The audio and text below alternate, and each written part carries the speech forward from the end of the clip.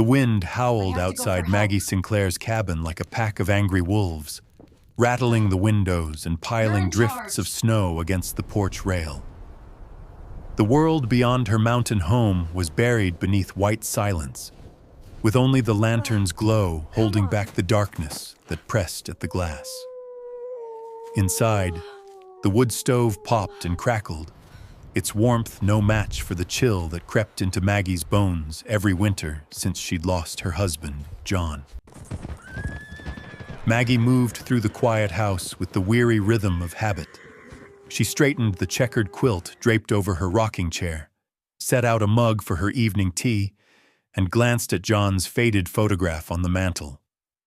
His smile was gentle but distant, like a memory you could never quite touch. Most nights, Maggie welcomed the hush.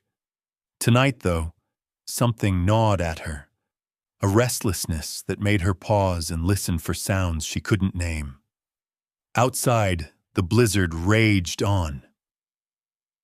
Snow smothered the pines and coated the yard in a shifting, swirling shroud. Maggie wrapped her shawl tighter and tried to ignore the feeling that this storm was different. The world was so still and lonely, she almost didn't hear the frantic pounding at her front door. Bang! Bang! Bang! The noise crashed through her solitude, sharp and desperate. Maggie's heart leapt. For a split second, she froze. No one should be traveling these roads at night, certainly not in weather like this. She grabbed her old shotgun from behind the door and crept to the entry, boots squeaking on the floorboards. Ma'am, please open up!" A rough male voice slurred through the door, each word slicing through the wind. She peered through the peephole and saw a shadowy figure, coat flapping, hat pulled low over his brow, clinging to something. Or was it someone? Maggie's pulse quickened. This could be a trap, she thought. Outlaws had roamed these hills before.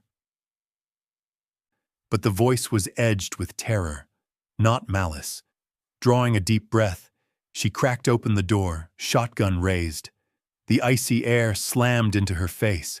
Standing on the porch was a man, wild-eyed and trembling, his clothes ragged and soaked, reeking of cheap whiskey and fear. Beside him, huddled in a cluster like a litter of frightened pups, were 5 children, some clinging to each other, others shivering so violently their teeth chattered. One was just a baby, bundled in a threadbare blanket. So tiny, Maggie's heart ached. "Please, you gotta help me," the man gasped, voice breaking. "Just for the night, watch them, please, He faltered, glancing over his shoulder at the swirling snow, haunted. "I can't keep 'em safe. Not tonight."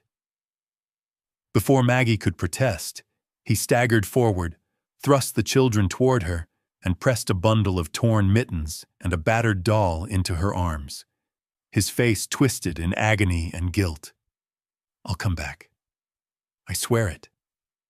Just keep 'em alive."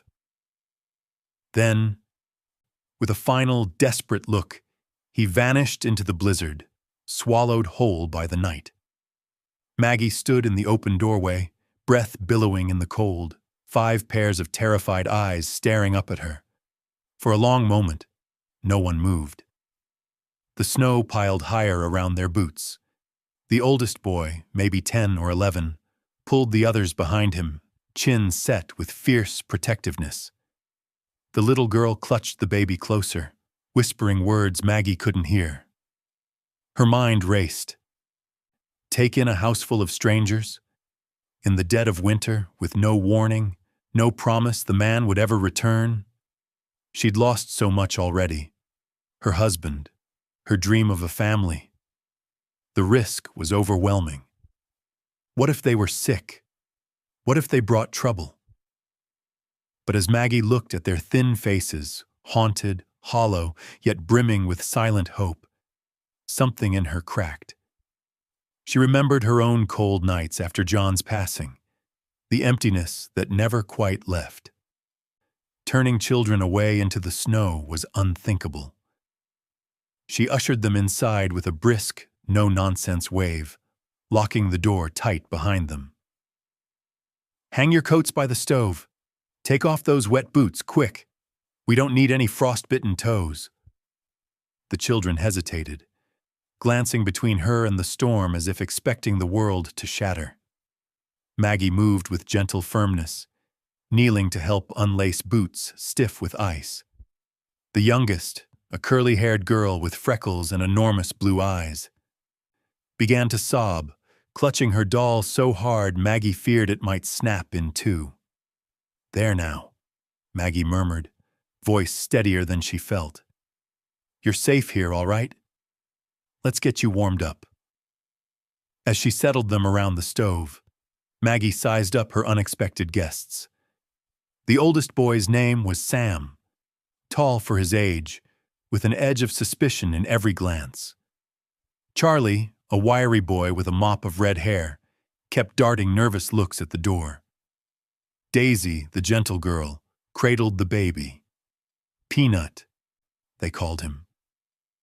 While Luke, a scrappy little boy, eyed Maggie's rifle with open curiosity. Their clothes were worn thin, hands raw from the cold. She dug through her own trunk for spare socks and woolen scarves, doling them out with quiet efficiency. The silence in the cabin was thick with uncertainty and longing. Maggie put a pot of beans on the stove and brewed weak tea, rationing her dwindling supplies. As they ate in awkward silence, she tried to make sense of it all. Who was that man? Where was their mother? Why would he abandon them on her porch in a storm like this?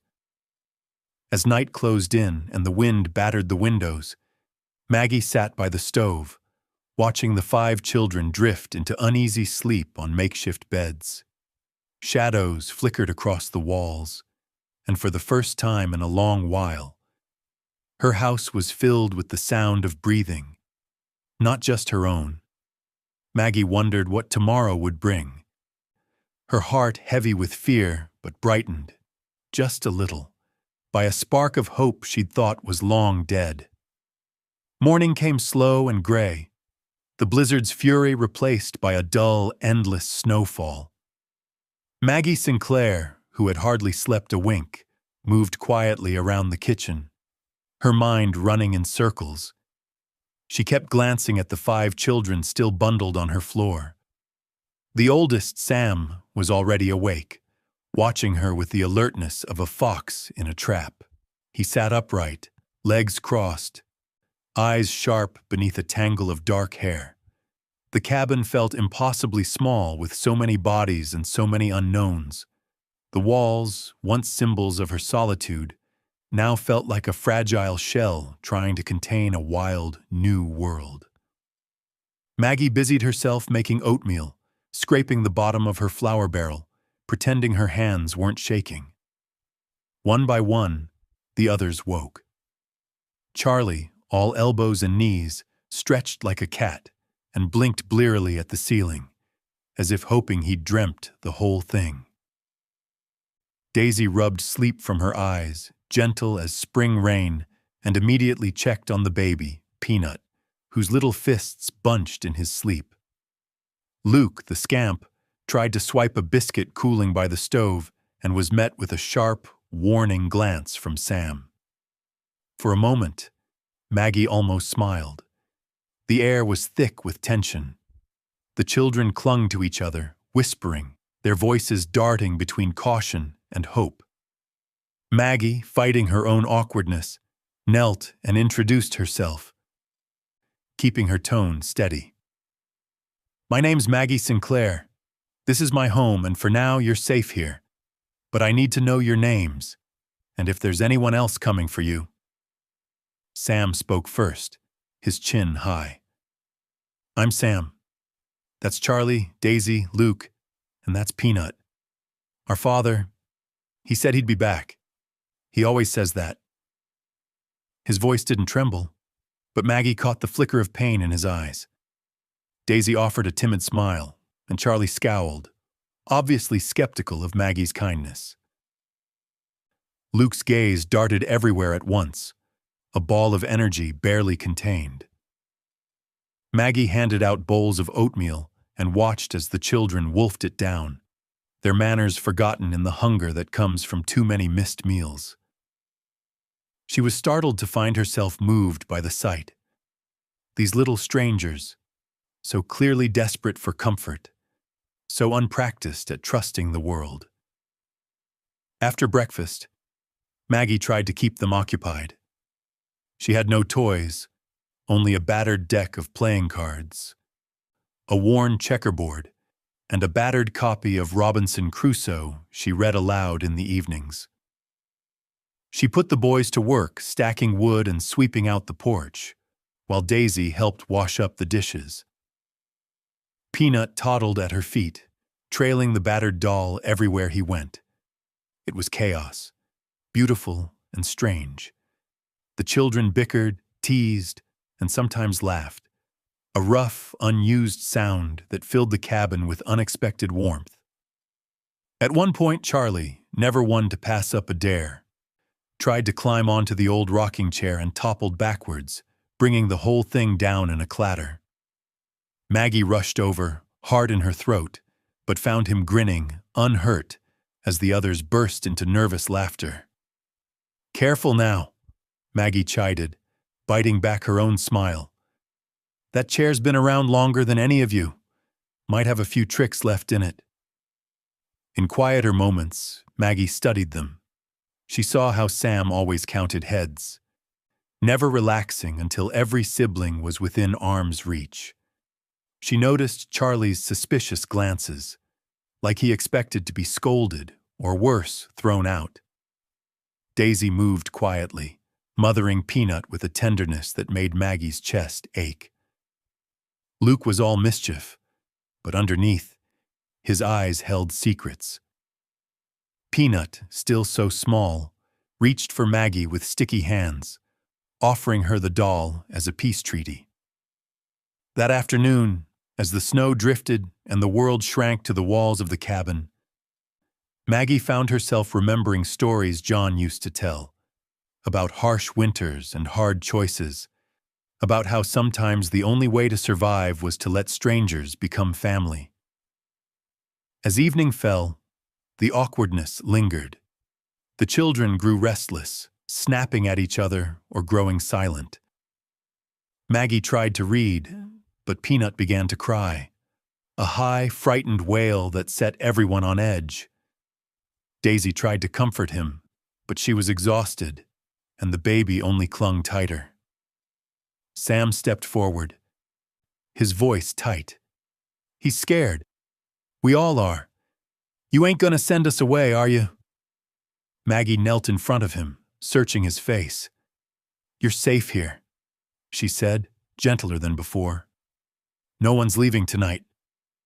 For the first time, Sam's defenses wavered. He nodded, staring at the floor, and whispered, "Thank you."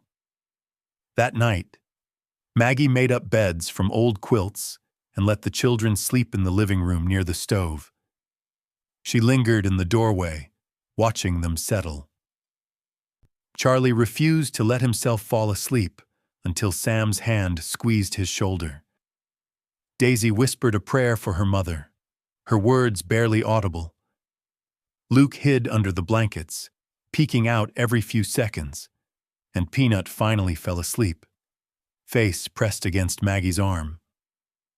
Left alone in her room, Maggie sat on the edge of her bed and listened to the sounds: soft breathing, the creak of settling wood, the hush of falling snow. She reached for John's picture, feeling the old ache of loss, but also something new, an ache that came from hope, not grief.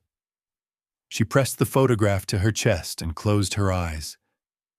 For the first time in a long while, she wondered what it might be like to not be alone. Tomorrow would bring more questions, but for tonight, she had given shelter. For tonight, she had chosen to care. And as sleep finally took her, Maggie realized she wasn't just sheltering 5 lost children. She was letting a little warmth and family back into her own heart. Snow blanketed the valley for days, turning the world outside Maggie Sinclair's cabin into a frozen, white prison. The wind shrieked across the rooftop, shaking the shutters and sealing the house off from anything familiar. Inside, the silence was filled with new sounds: bare feet pattering across the floorboards, the soft clink of dishes, and more than anything, the nervous laughter of children rediscovering their voices. The first morning after the storm, Maggie rose before dawn, shivering in the pre-dawn chill. She glanced at the bundled forms of the children curled near the stove, their breath making tiny clouds in the cold air. She added logs to the fire, then tiptoed through the kitchen, gathering the last of her eggs and a heel of bread. Her breakfast offerings were simple: scrambled eggs, a bit of cheese, slices of bread toasted over the flame. But to the children, it was a feast. Daisy's eyes lit up as she carefully split her share with Peanut, who giggled with every bite. Sam offered a polite thank you, but Charlie, still prickly, muttered about real food and shot Maggie a wary glance. Maggie didn't scold. Instead, she set them to work. "If you're staying here, everyone pulls their weight," she said, passing out tasks. "Charlie, you're tall.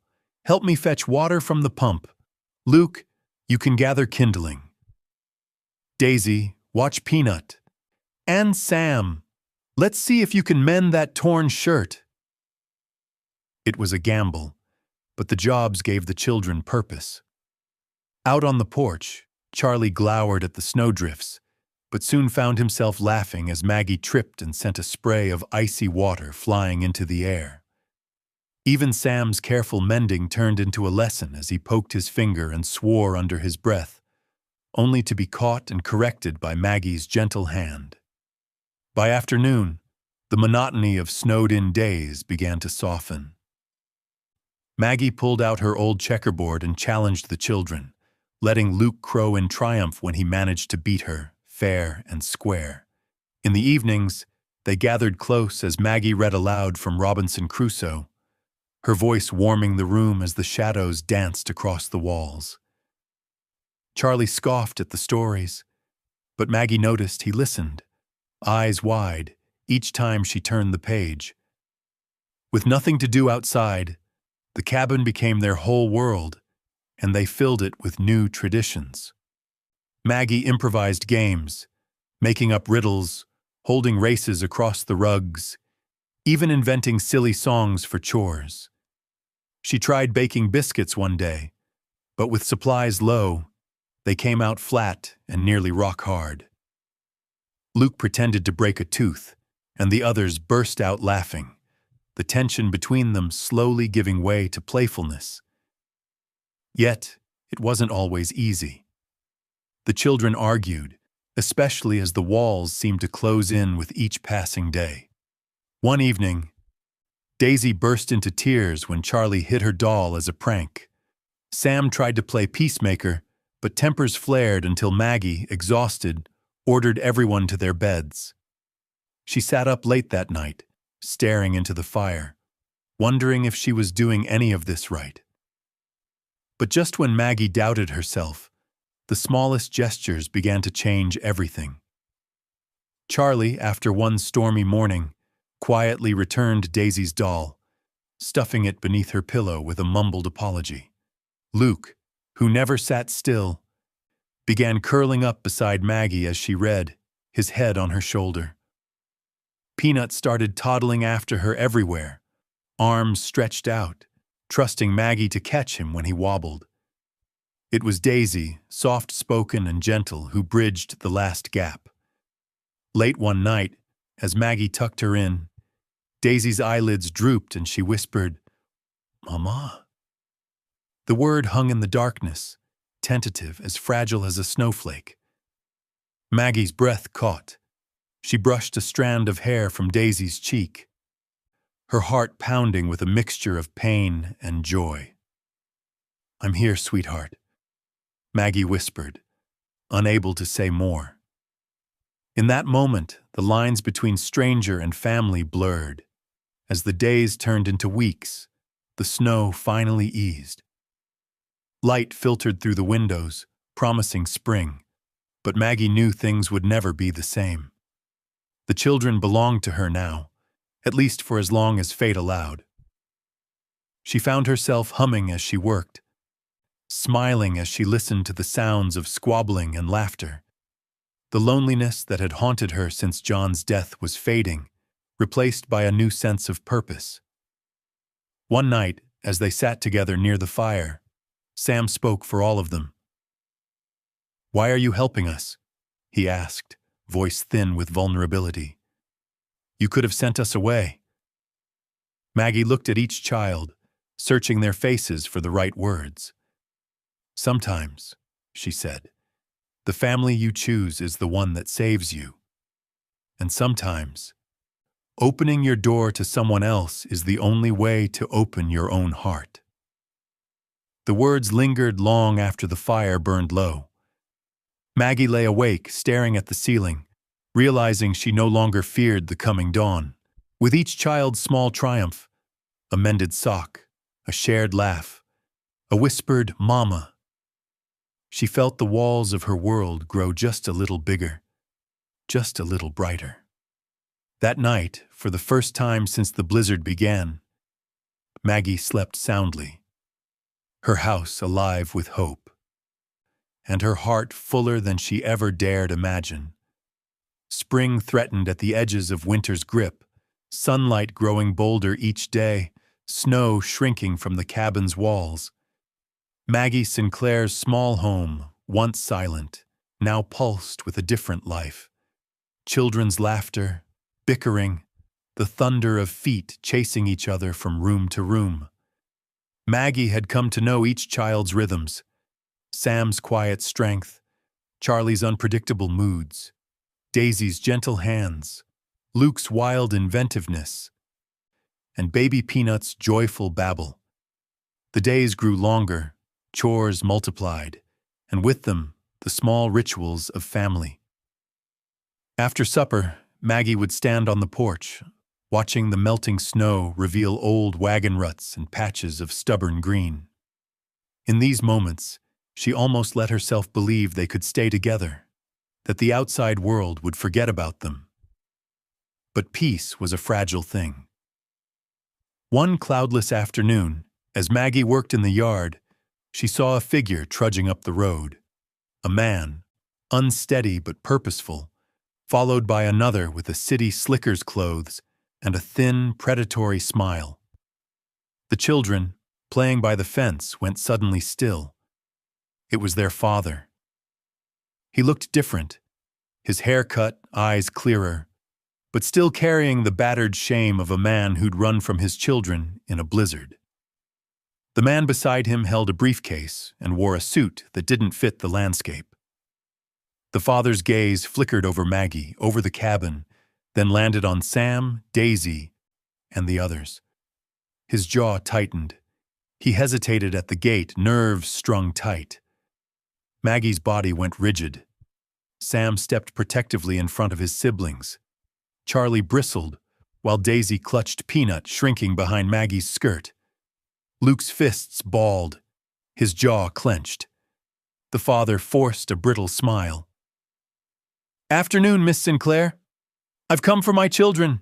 I appreciate you keeping them, but it's time they come home." "Home?"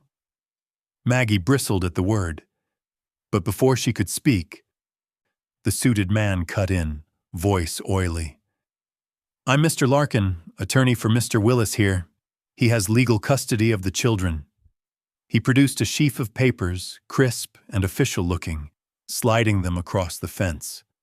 Maggie didn't even touch them. "You abandoned your children in a blizzard. You left them on my porch with nothing but the clothes on their backs." Mr. Willis's face flushed. I was desperate, but I'm sober now. I can take care of them."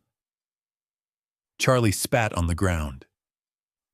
"You never took care of us. You never even tried." The lawyer's expression sharpened. "Regardless, these papers are legal. If you refuse, we'll be forced to involve the sheriff." A cold weight settled in Maggie's chest, but she met his stare without blinking. "You'll need a real court order. I won't hand these children over because of a few forged papers and fancy words." Sam stepped forward, voice shaking with both fear and determination. "We don't want to go. We want to stay, with Maggie." Daisy nodded, tears pooling in her eyes. "She's our real family now." The confrontation grew heated. Mr. Willis pleaded with his children, alternating between bluster and apology, but Sam and Charlie held fast.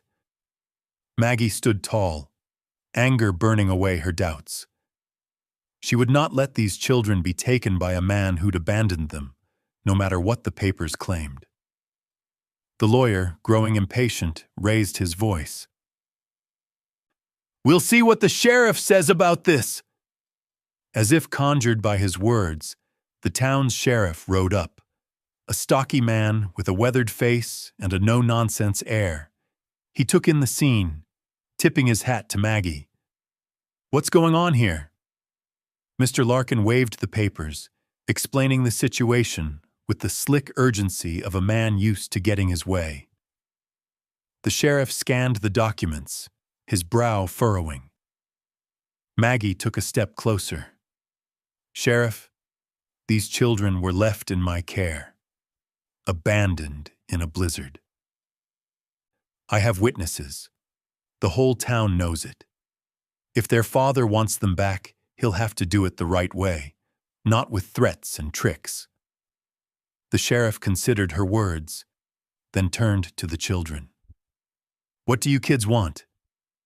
Sam spoke up, his voice clear and unwavering. "We want to stay. Maggie's taken care of us better than anyone ever did." Charlie chimed in. "She's family." Luke and Daisy nodded, clutching Peanut tight. Even the littlest one, sensing the tension, whimpered and pressed his face into Daisy's neck.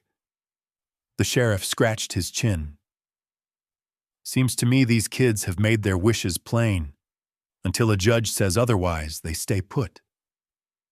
The lawyer sputtered, but the sheriff held up a hand. "I'll be watching, Maggie, but I won't let these children be dragged away in the middle of the day, especially not after what happened." Mr. Willis's shoulders slumped. For a moment he looked lost, not just defeated, but hollowed out by regret. He tried to approach Daisy, but she turned away, tears running silently down her cheeks. Maggie put a steady hand on Daisy's shoulder, locking eyes with the father. "If you truly care for them, let them heal.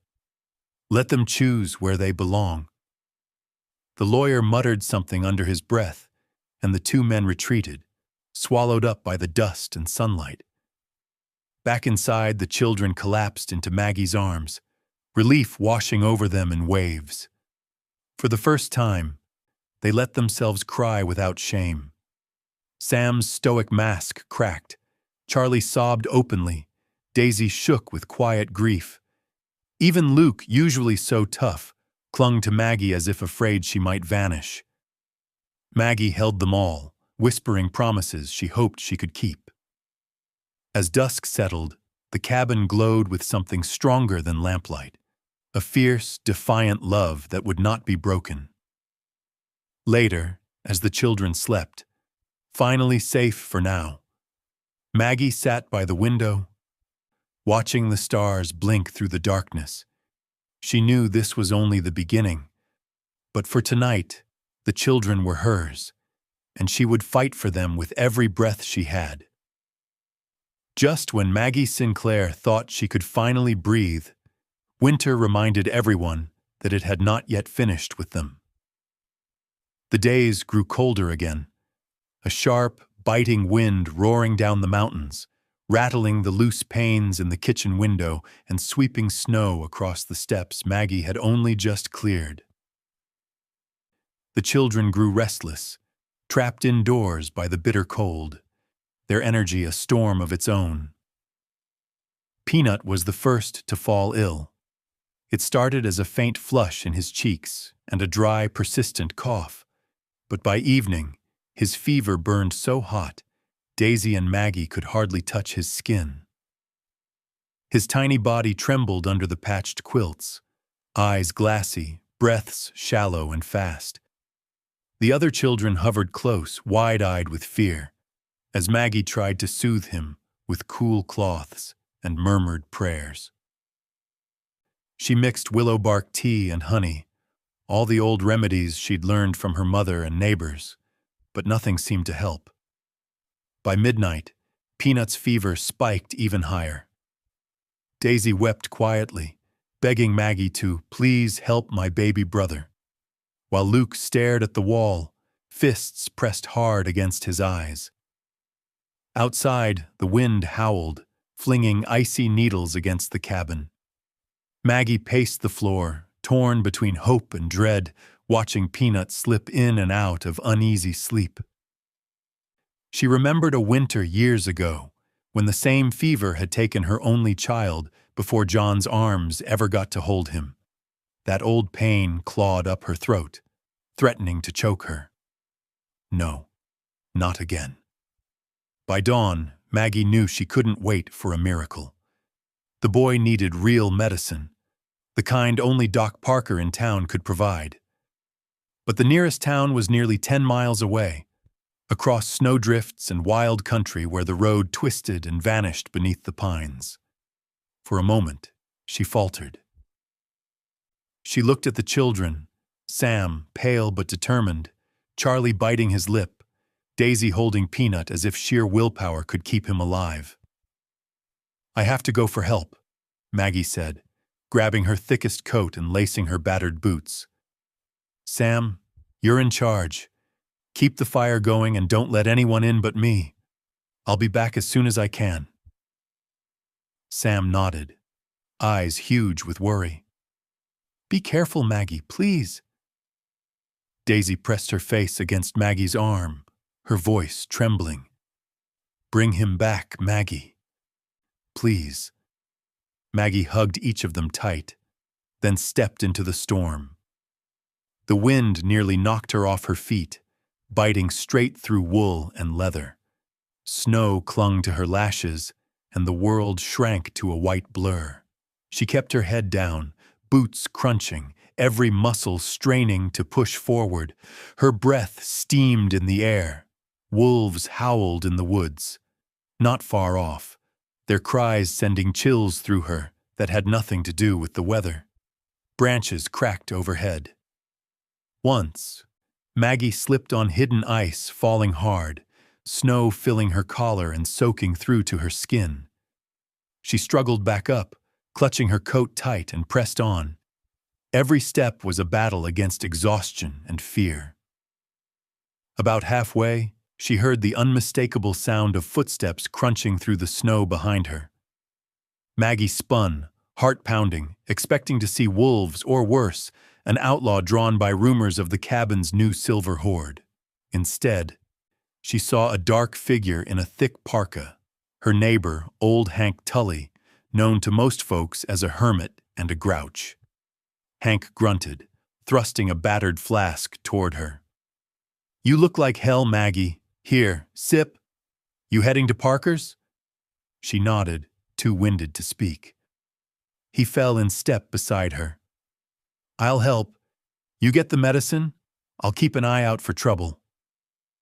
They marched together, silent except for their huffing breath, until finally the town's first lights glimmered through the trees. Maggie burst into Doc Parker's office, voice rough with cold and panic. "The baby, he's burning up, can't breathe." Doc Parker moved quickly, giving her a bottle of fever medicine and a bundle of clean cloths. "Keep him warm and get this down him. If he doesn't start breathing easier, bring him here, no matter what." Hank insisted on pulling Maggie back to his sleigh for the ride home. The return journey felt twice as long, every second stretched tight with worry. She clutched the medicine so hard her knuckles turned white. "Don't let him die," she whispered, her breath frosting in the air. "Please, God, not this time." At last the cabin came into view, lamplight glowing in the windows. Sam flung open the door, relief and fear mixing on his face. "He's worse, Maggie. Hurry!" She rushed inside, dropping her coat and kneeling by Peanut's side. Daisy hovered over her, eyes red and puffy. With gentle hands, Maggie coaxed the medicine down Peanut's throat, then wiped his face and pressed cool cloths to his skin. The hours crawled by, Maggie and the children keeping a vigil as the storm raged outside. Finally, just before dawn, Peanut's breathing eased. The flush faded from his cheeks, his fever broke, and his small, sticky hand reached for Maggie's. The others let out a shaky cheer. Daisy sobbed with relief. Luke, for once, hugged Maggie without a trace of mischief. That day, neighbors who had long ignored the lonely widow at the edge of town appeared at her door. They brought firewood, hot soup, even a fresh loaf of bread. Old Hank nodded his approval. "You did good, Maggie. Real good." The cabin was battered, and so was Maggie. But something had changed. The town's eyes were opening. Respect grew where only gossip had thrived before. The children, once outsiders, now felt the stirrings of true belonging. As Maggie tucked Peanut into bed that night, exhaustion crashed over her. She gazed at the faces around her, each child changed by fear and hope and love. She realized the fight for family wasn't just about shelter, but about showing up. Storm after storm, no matter how long or hard the winter. And as the wind died down, Maggie understood. She was no longer alone in this fight. Not ever again. After Peanut's fever broke and the worst of winter loosened its icy hold, a sense of calm settled over the Sinclair cabin. For the first time in weeks, Maggie dared to hope the danger had passed. Outside, the world slowly began to thaw. Rivulets of water trickled off the roof, and the sun cast weak gold over the patchy, muddy ground. The children grew braver, venturing outside to splash in puddles, and even Maggie found herself humming while hanging laundry on the line. Still, the hardship of the long winter had left its mark on the old house. Loose floorboards creaked ominously, the front step had started to sag, and the walls seemed to lean a little closer, as if the cabin itself was tired. One morning, after a particularly fierce windstorm, Maggie announced it was time for a day of mending and repairs. The children groaned, except for Charlie, who always enjoyed poking his nose where it didn't belong. Maggie handed out chores. Sam and Luke would patch the fence. Daisy would help her with the sewing. And Charlie could fetch nails and help Maggie pry up the sagging floorboards in the corner by the fireplace. Armed with a crowbar, Charlie set to work, his curiosity on full display. As Maggie guided his hand, she told him stories of her late husband, John, the man who'd built this home with his own 2 hands. Charlie listened, fascinated by tales of wild horses and long cattle drives. Maggie found herself surprised by how much she missed John, and how easily she could share those memories now. As Charlie pulled up a warped plank, something odd caught Maggie's eye, a sliver of gray cloth sticking out from beneath the floor. Maggie knelt, heart pounding, and carefully tugged at the fabric. With a little effort, they unearthed a small, dust-covered box, cleverly wedged between the beams. Charlie's eyes grew wide. "Is it treasure?" he whispered, voice trembling with excitement. Maggie brushed the dust away and opened the box. Inside, nestled in faded velvet, lay several tarnished silver coins, old, heavy, and unmistakably valuable. Beneath the coins was a well-oiled revolver, the initials JS engraved in the handle. Maggie's breath caught. She recognized it instantly. John's revolver, a piece of his life she thought had been lost after he passed. She swallowed hard, blinking back tears. "Your husband was a gunfighter?" Charlie asked, his voice reverent. Maggie shook her head. "Not a gunfighter. But he was a man who knew hard times and how to keep a secret. He must have hidden this here, in case we ever needed it." The children crowded around, marveling at the silver and the pistol. Sam reached out, almost reverently, but Maggie closed the box, her expression suddenly grave. "This is not a toy. You hear me? The silver might help us someday, but that gun is only for real danger, never for play." The discovery filled the children with stories and wonder, their imaginations running wild with ideas of buried loot and outlaws. Daisy, ever practical, asked if they could use the silver to buy new shoes or maybe some candy for Peanut. Maggie only smiled, promising they'd figure it out together. But news in a small western town never stays quiet for long. That evening, as the sun dipped low, Maggie spotted old Hank Tully leaning on her fence, whittling as he watched the children play. Hank was never one for idle gossip, but he'd seen Charlie hauling up the box, and his sharp eyes missed nothing. "Find something interesting, Maggie?" he asked, the barest hint of a grin under his gray beard. Maggie hesitated, weighing trust against caution. "Just a few old things of John's. Brought back some memories, that's all." Hank nodded. But the next day, Maggie overheard voices at the mercantile, snatches of talk about Sinclair silver, a hidden fortune, and old Maggie sitting on more than memories. By week's end, the rumors had reached every corner of town. Strangers began to show up, wandering the road past the cabin, their eyes lingering a little too long on the windows. Maggie spotted a couple of rough-looking men from the next county over, pretending to fix their wagon as they eyed her place. The children sensed the change.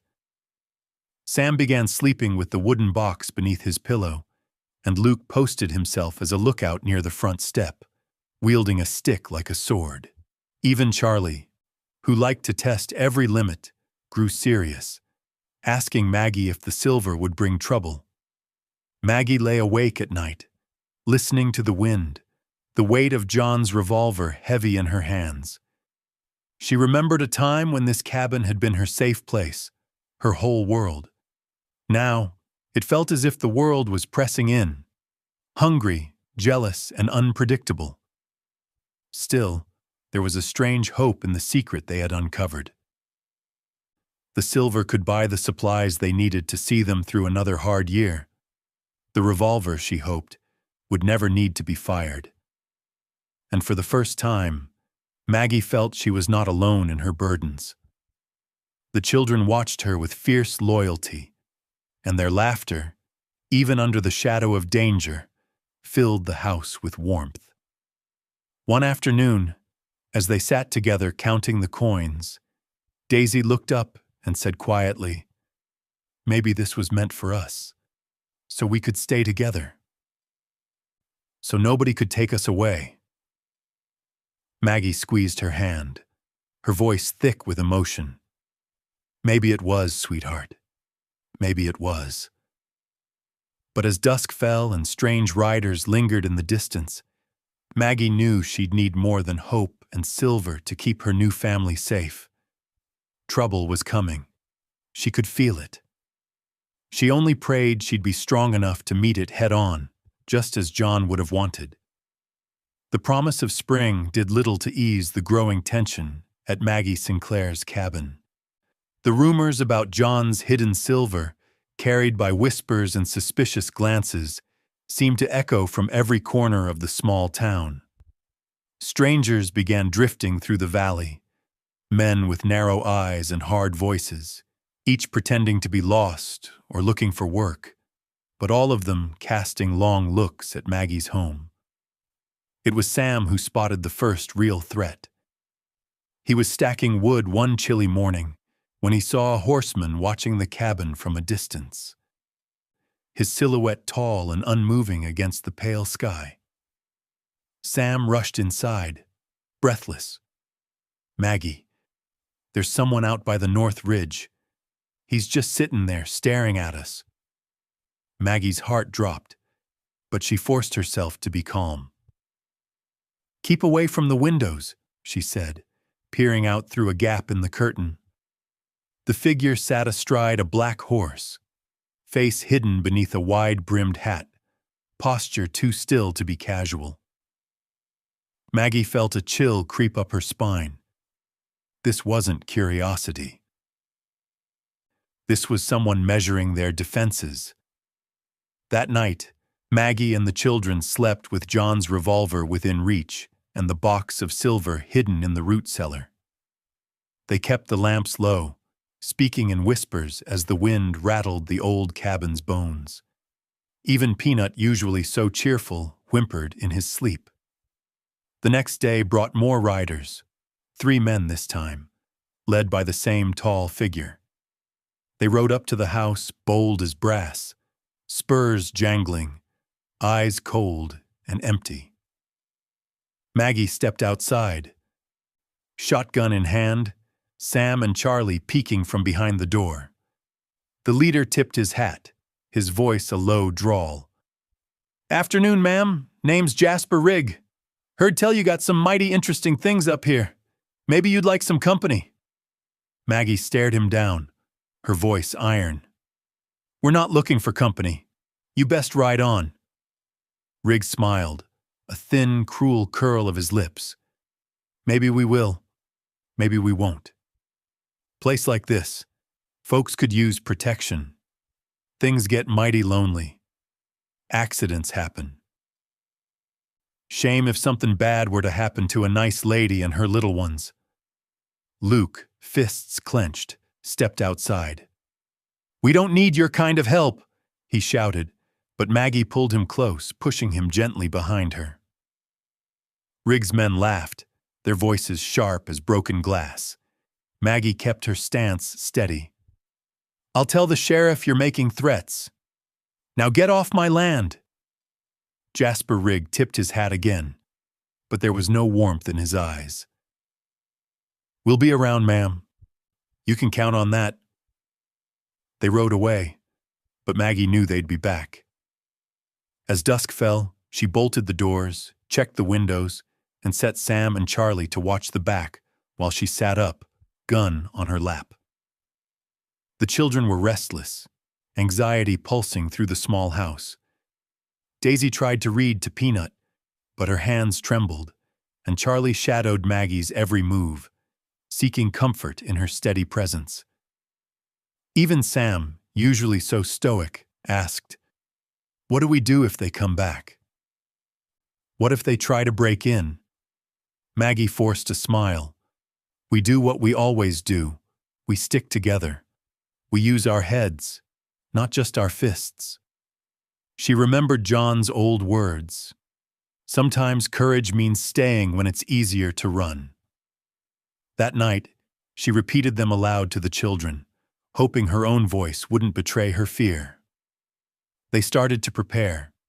Sam and Charlie helped Maggie rig up simple traps with rope and pans near the windows and doors. Luke gathered rocks and branches to barricade the back. Daisy organized supplies, while Maggie hid the silver box deeper in the cellar, covered with sacks of potatoes. Every step, every plan, was fueled by the fierce desire to protect their little family. Then, just as the moon crested above the pines, a frantic scratching sounded at the back door. Maggie spun, gun ready, heart hammering. Sam crept forward, brandishing a fire poker. "Maggie! There's someone out there!" Luke hissed, eyes wide. "Stay back," Maggie ordered, voice steady. She edged the door open, revolver drawn. A thin, dirt-smudged girl about Daisy's age tumbled inside, her hair tangled, eyes wild with terror. She barely managed a word, "Help!" before collapsing onto the floor. Maggie and Daisy rushed to her side. "Who are you?"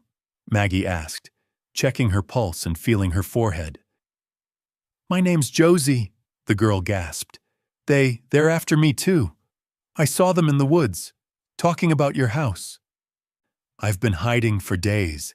Please don't send me away." Maggie's heart twisted. She motioned for Daisy to fetch water, and together they helped Josie to the couch. "You're safe here," Maggie assured her, locking the door and drawing the curtains tight. The children surrounded Josie, bombarding her with questions, but she was too exhausted to answer much. She whispered about the outlaws, how she'd seen them searching for something. Silver, maybe, or just trouble. Her voice broke as she confessed she'd run away from her own home, her parents gone, and no one left to care for her. Maggie hugged Josie close, promising she was part of their family now too. "We look out for our own here," she said softly. "No one gets left behind." That night, Maggie didn't sleep. She sat by the window with the revolver in her lap, watching for shadows, listening to the night. The family had grown again, not by blood, but by the shared need for safety, kindness, and hope. Morning came with a hush, the world outside painted in silver mist.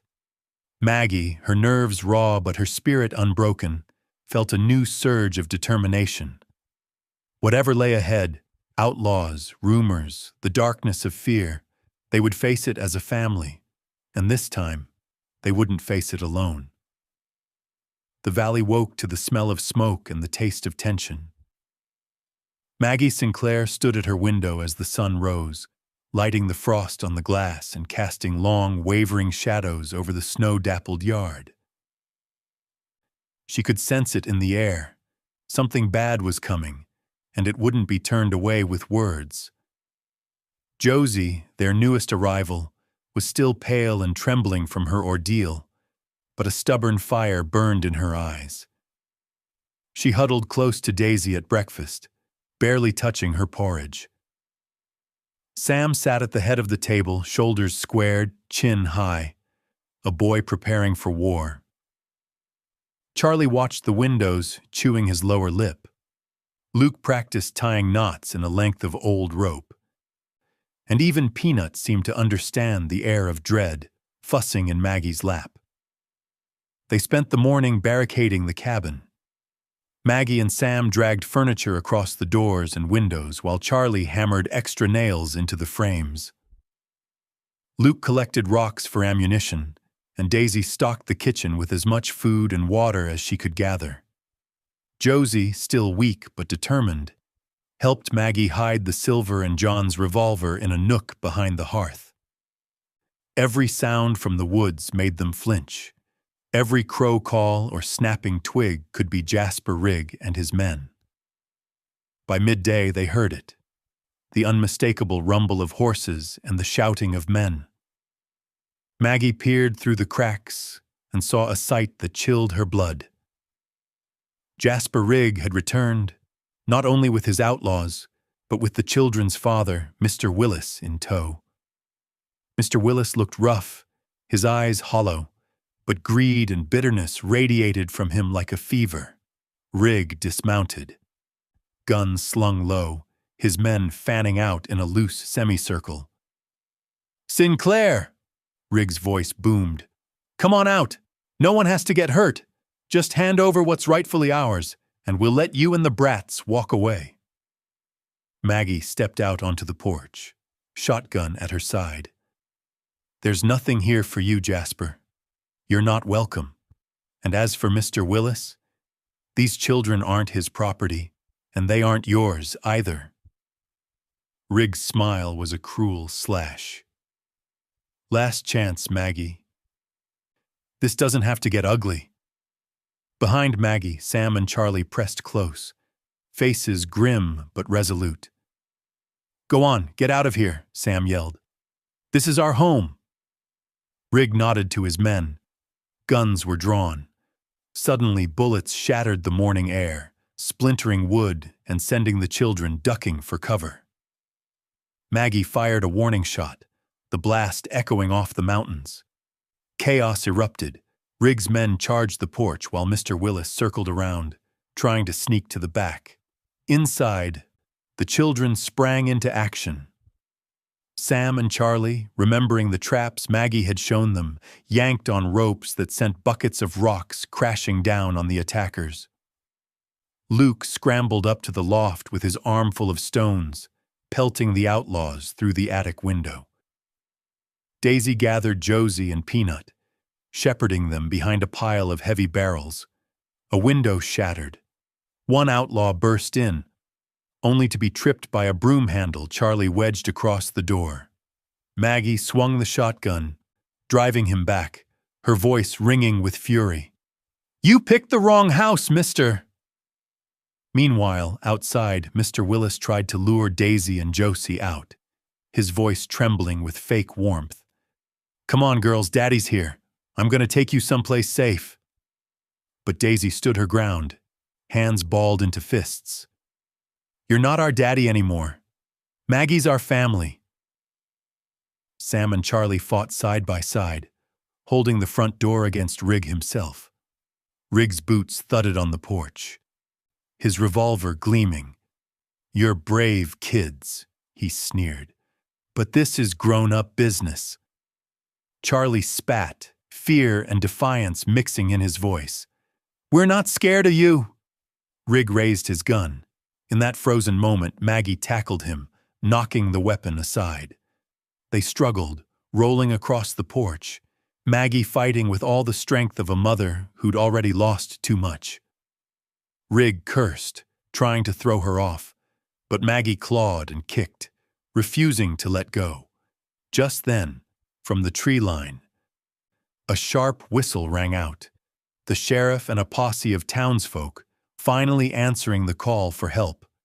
They charged in, rifles ready, shouting for the outlaws to drop their weapons. Seeing they were outnumbered, Rig's men broke for the woods. The sheriff wrestled Mr. Willis to the ground, slapping irons on his wrists. Rig tried to run, but Charlie tripped him with a length of rope, sending him sprawling.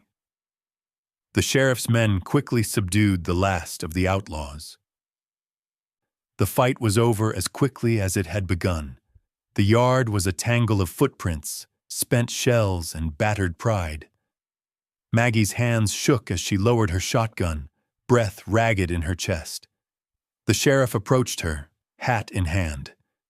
"You did right by these children, Maggie. The whole town owes you." She nodded, too exhausted to speak. Around her, the children huddled together, bruised but safe, eyes shining with awe and relief. Josie wept quietly, Daisy hugging her tight. Sam and Charlie, still riding the rush of adrenaline, looked at Maggie with new respect. That night, after the sheriff and his posse left, Maggie bandaged wounds and wiped away tears. She sat with each child, one by one, letting them cry or talk or simply lean against her in silence. The danger had passed, but the shock remained. Even Peanut, the bravest of the lot, clung to Maggie until he finally drifted to sleep. As she watched her patchwork family settle for the night, Maggie felt the full weight of what they'd survived. Their world had changed forever. They had defended their home, not just with weapons and traps, but with love and unity and courage. She knew there would be scars, but there would also be hope. For the first time, Maggie believed that they could truly make it. Together. When the smoke cleared and the sun rose bright over the battered Sinclair homestead, a hush settled across the valley. The fight was over, but the impact lingered in bruises, broken fences, and the hearts of those who had stood their ground. Maggie Sinclair, battered but unbowed, stepped outside at dawn. Her cabin bore the scars of battle. Splintered boards, cracked windows, muddy footprints trailing through the yard. But it stood, and so did she. Word of the attack spread fast. By midday, neighbors who had once crossed to the other side of the street now came up the road, arms full of gifts. There was Mrs. Parker with a steaming pot of stew, old Hank Tully lugging planks and a toolbox, the O'Briens carrying extra quilts. For years, Maggie had been the quiet widow on the edge of town, barely noticed. Now the town's eyes met hers with respect, even warmth. She saw in their faces the realization that a family was something made, not born. The first day was filled with busy hands and determined voices. Men hammered boards over broken windows. Women swept glass and washed the blood from the porch. Maggie watched the children help, their movements slow at first, then growing lighter with each new visitor and every shared laugh. Even the youngest, Peanut, clapped his hands as Daisy set a pitcher of lemonade on the step for the helpers. Josie, the newest member of their patchwork clan, hovered on the edge, uncertain. Maggie caught her watching as neighbors ruffled Sam's hair or clapped Charlie on the back. When a small girl from town approached, offering Josie a worn doll, Josie's eyes brimmed with tears. "Is it really over?" she whispered. Maggie knelt beside her. "It's over for now. You're safe, and you're home." The sheriff stopped by in the afternoon, boots muddy, hat in hand. He stood in the doorway surveying the repairs.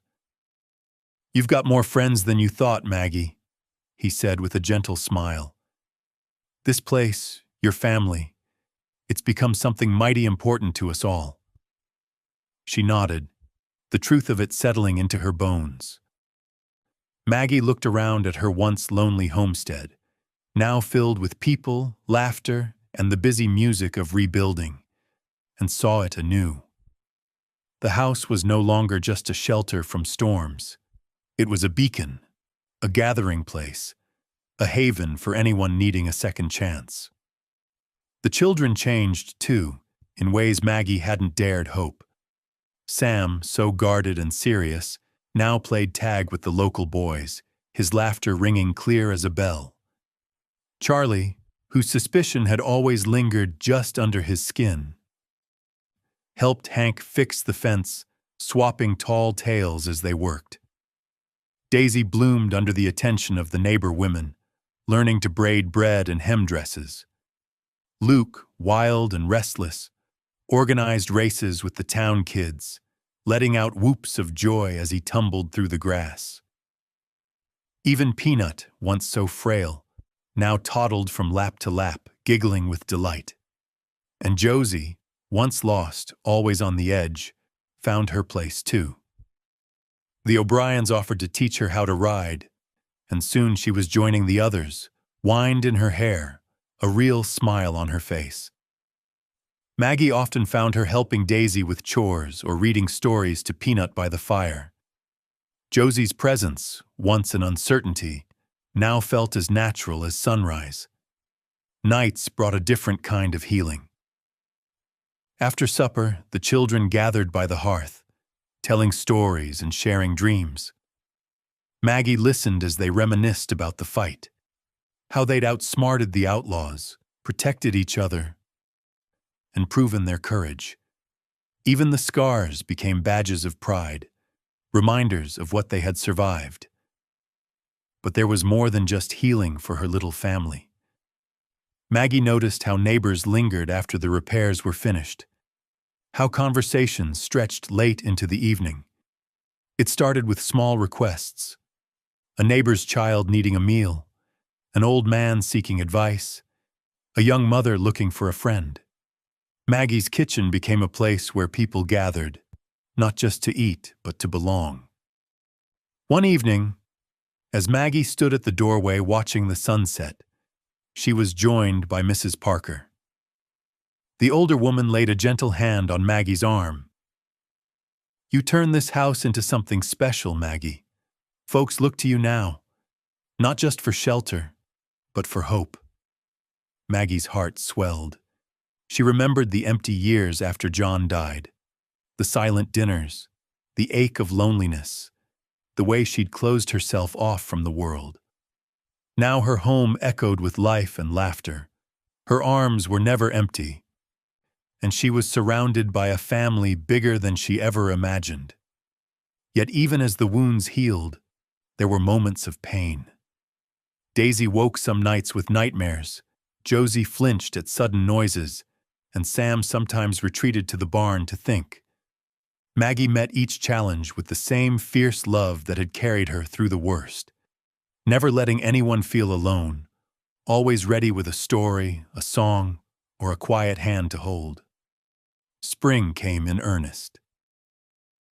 Wildflowers pushed up through the muddy ground, and the trees bloomed, their branches heavy with promise. One bright morning, the townsfolk gathered at Maggie's yard for a picnic. There were games and music, laughter and dancing, and tables loaded with food. Neighbors brought extra blankets and invited Maggie and the children to join the annual spring fair. As dusk settled and the first stars appeared, Maggie looked out over the gathering. She saw her children running, laughing, and sharing stories with their friends, no longer outsiders, but part of something lasting and true. She felt John's presence, not as a ghost, but as a warmth in her heart. The house that had started as a place of sorrow and loss was now a symbol, a beacon in the valley for all those searching for a new beginning. And Maggie, once so lost, had found her own kind of family, not just in the children she sheltered, but in the community that finally opened its arms. The days ahead would bring new challenges, but Maggie knew, deep down, that she was not alone. And that, at last, was enough. The warm breath of summer brought a golden hush to the valley, wrapping Maggie Sinclair's home in sunlight and wildflowers. The hard days of winter and the storm of violence that followed seemed like another lifetime, washed away by the music of laughter, the scent of baking bread, and the gentle hum of a community reborn. It was nearly a year to the day since the children had first come to Maggie's door, ragged, frightened, and desperate for shelter. Life was different now. The Sinclair place had become a gathering spot. The old cabin and yard often filled with neighbors, friends, and the sounds of children at play. Still, Maggie moved through her routines with quiet humility, her heart full but her worries never far away. The children, though, were up to something. For days, they'd whispered in corners and disappeared on secret errands. Sam and Charlie begged off chores, Luke and Daisy lingered in the barn, and Josie, now as much a Sinclair as any of them, wore a sly, knowing smile. Even Peanut, no longer a baby, but a rambunctious toddler, was in on the plot, giggling and running from room to room with a fistful of wildflowers. On the morning of the anniversary, Maggie woke to a strange silence. The sun had barely crested the hills, and the house was still.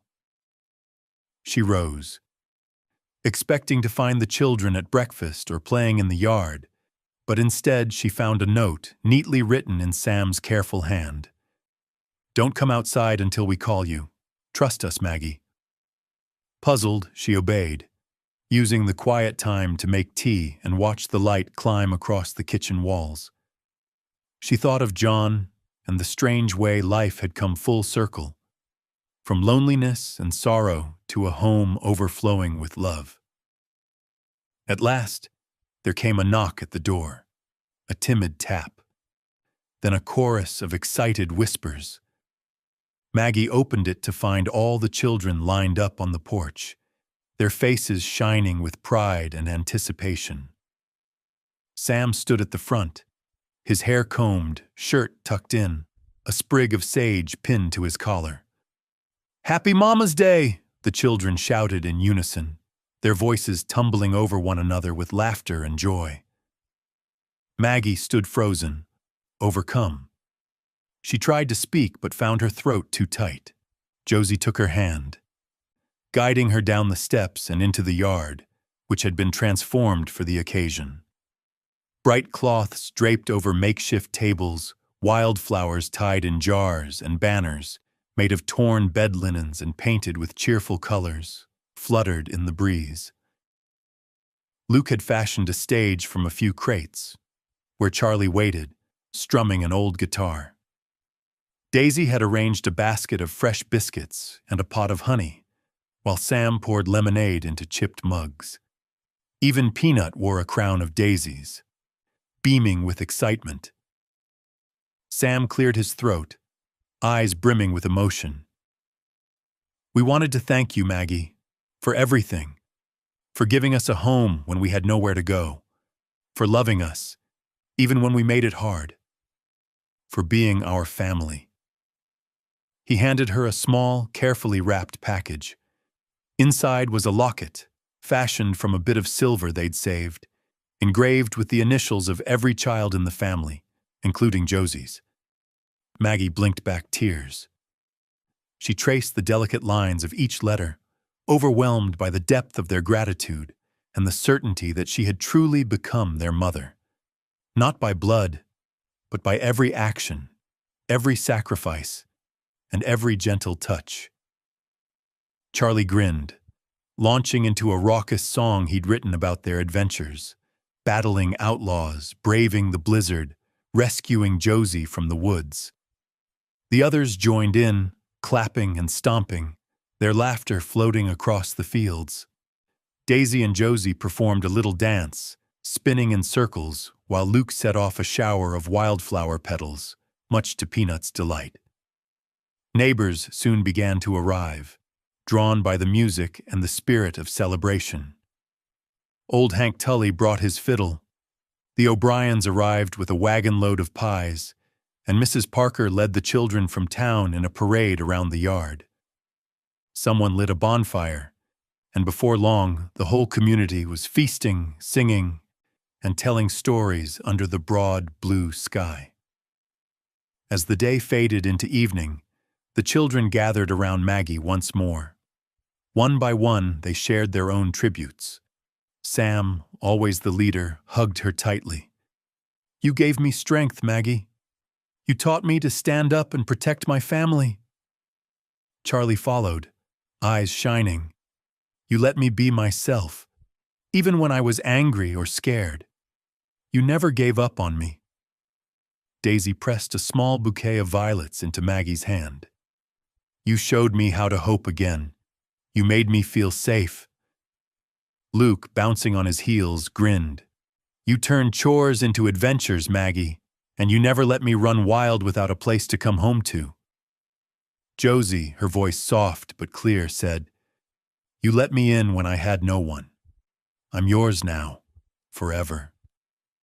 Even Peanut toddled over, arms outstretched, repeating, "Mama, Mama, Mama," until everyone was laughing and wiping away tears. Maggie held them all, her heart nearly bursting with joy. She looked out over the crowd, the patchwork of neighbors, friends, and children who had once been strangers. Her home, once a lonely cabin in the shadow of loss, was now the heart of the community, a place where anyone could find warmth, kindness, and a second chance. As the bonfire burned low and the stars blinked awake, Maggie stood for a moment apart, gazing at the faces of those she loved most. She thought of John, of the hard winters and heartbreak, and of every choice that had led her to this day. She realized that home wasn't a place, it was a promise to care, to welcome, to fight for family, whether they were born to you or found on your doorstep in the snow. She was no longer just Maggie Sinclair, the widow on the hill. She was Mama Maggie, the heart of a family built by courage, love, and the simple act of saying yes. And as laughter echoed into the night, Maggie knew she had finally found what she'd been searching for. A home, chosen and cherished, where hope would always return.